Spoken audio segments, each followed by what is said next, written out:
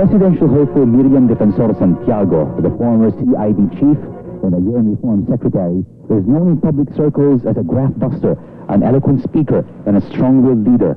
According to surveys, she is one of the front-runners in the race for the highest position in the land, the Philippine presidency.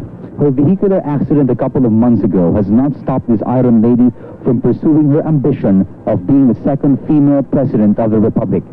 Here are some perceptions of the populace on Miriam Defensor Santiago as a person and on her chances of being president in 1992.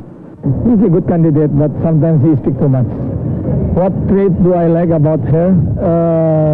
She's firm with her word. When she says something, she do it. Miriam Defensor is really intelligent when it comes to on a professional level. Magaling siya bilang kung lalaban siya ng presidente, gusto ko siya dahil magaling siya sa mga activities. Magaling siya. Gusto mo ba siya? Hindi lang ako, pati ang pamilya namin. Kasi si Defensor Santiago. Matalino, tsaka yun din ang inaano ng mga kuwan ngayon, mga gusto ng mga tao ngayon. Okay siya. Wala akong masasabi. Medyo pabor ako na lalabas siya sa eleksyon. Anong nagustuhan niyo sa kanya? Yung gusto ko yung tinitira niya yung mga corrupt officials ng mga government natin. Kung mayroon siya isang kabinet ng gobyerno, naging puno siya dyan sa Commission on Immigration and Deportation, siguro kung magiging presidente siya, magiging mayroon siya di siya presidente. Tonight, Attorney Rick Puno looks into the life and presidential ambitions of Miriam Defensor Santiago in this exclusive one-on-one interview. For Viewpoint, this is Rico Hizon reporting.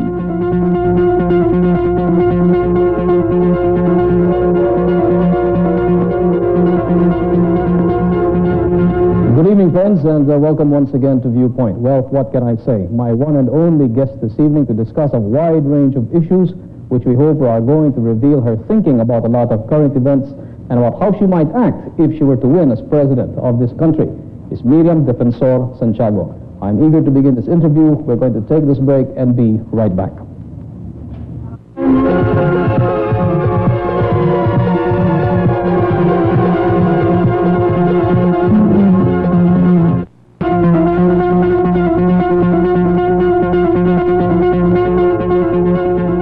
Okay, we're back. Miriam, thank you very much for being with us this evening. I know that you are still not fully recovered from your recent accident. What is the status of your situation right now, your health?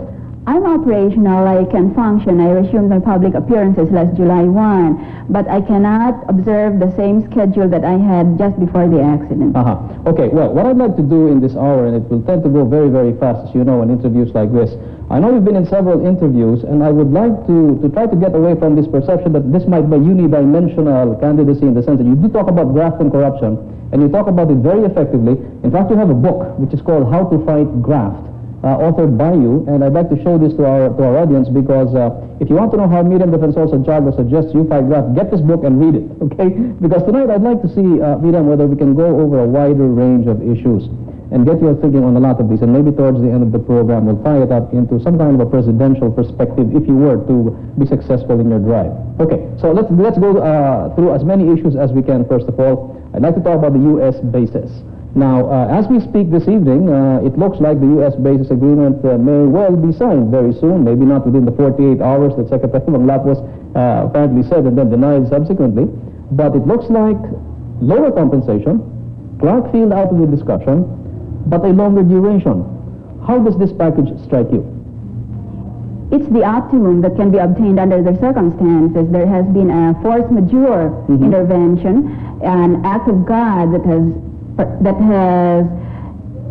has precipitated the tempo of the discussions in another direction. So I imagine that is the best we can obtain. Did we somehow lose in this discussion? Did we miss the boat somehow? A lot of people might feel that this is something that maybe we did not get the best of all possible deals. Again, that is a possibility. It's very easy to pass judgment on others. when one is just in the sidelines. But all the same, we have to consider that very recently the United States President announced he has ordered the closure of about 34 military installations owned by the U.S. government in different parts of the world. And it would have been too much to hope that we could have been an absolute exception to what seems to be a trend in U.S. foreign policy. So I would say that overall, at the end of the day, we can say that we're still fortunate with the terms of this proposed agreement. Are you happy that the bases are staying even if it's in a very reduced state? I don't think happiness is an emotion that is appropriate for this topic. I would say that it was predictable as far as I'm concerned. I have taken the position that the basis agreement should be extended for at least 10 years for many reasons, but principal among them in the light of the latest catastrophe involving Mount Pinatubo.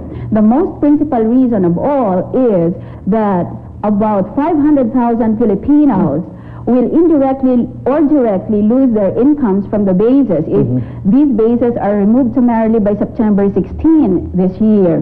And government has taken no serious measure to provide alternative employment opportunities to about 500,000 Filipinos.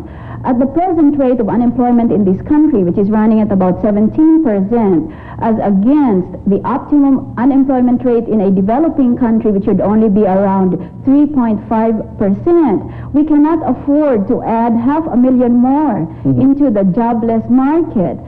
And right now, the statistics seem to indicate that out of a workforce of about 27 million Filipinos, 4 million are unemployed. So if we added 500,000 more, the pressure might be intolerable. Well, for that reason, I was in favor of extending the agreement. Angeles City looks like before it had an opportunity to really adopt alternative plans.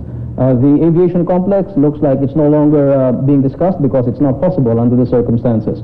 But suddenly several, maybe tens of thousands of people in Angeles are out of jobs, and the city itself is going to lose income, and I think some statistics show that it was dependent up to 70% of its gross revenue on the basis, either directly or indirectly.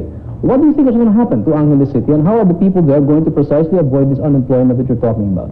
Angeles is a dying city. I've been there almost every weekend, either to visit friends or try to offer very modest assistance on very reduced scale, considering my mitigated circumstances at present. And there seems to be a very heavy air of desperation in that particular environment. And you mentioned the plans to convert Clark Air Base into an international airport. Even if that plan had not been aborted by the volcanic eruptions, it is good to bear in mind that it would have necessitated a time frame of about 10 years. You can't build an international airport overnight. So whether the volcano had erupted or not, there would have been no plausible scenario that could have been put in place had the Americans left, as they seem to be ready to do at this time. So it's a difficult situation for the people of Angeles City as well as Pampanga. That's right. Now, this is very difficult not only because of the departure of the U.S. military presence there, but also because no new businesses can be expected to be established